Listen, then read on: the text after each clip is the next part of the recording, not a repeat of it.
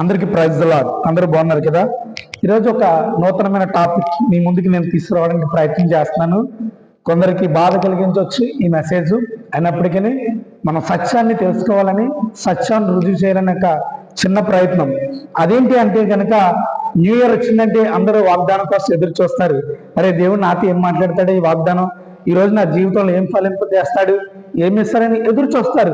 మంచిదే, కానీ ఈ పరిశుద్ధ గ్రంథం బైబిల్ 365 రోజులు 3000 మీతో రోజు మాట్లాడుతూనే ఉంటుంది. నూతన వాగ్దానాలతో దేవుడు మాట్లాడుతూనే ఉంటాడు.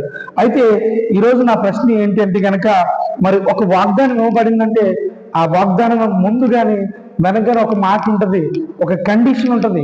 ఎవరైనా ఏదైనా చేసినప్పుడు ఒక కండిషన్ పెడితేనే మీకు అమౌంట్ అనేది ఇస్తారు. ఒక నోట్ రాసుకోవాలని, లేదంటే ఏదో చేయాలని రకరకాలుగా అంటుంటారు. ఈ లోక వ్యవస్థలే కండిషన్ పెట్టినప్పుడు నువ్వు అగ్రి అవుతావు కదా.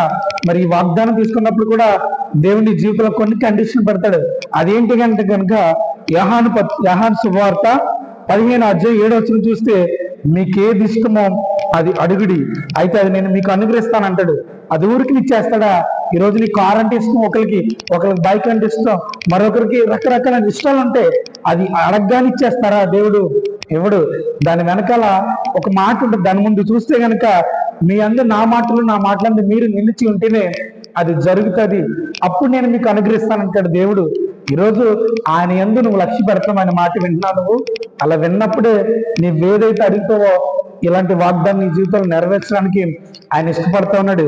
ఇంకా చూస్తే కనుక కొన్ని రిఫరెన్స్లు ఫిలిప్పీ పత్రిక 4:18 చూస్తే, కాగా దేవుడు తన ఐశ్వర్యం చెప్పిన మరి క్రీస్తు యేసు మహిమలో మీ ప్రతి అవసరత తీర్చును. అది ఊరికనే తీర్చబడుతుంది అంటే లేదు, దానికి కూడా ఒక కండిషన్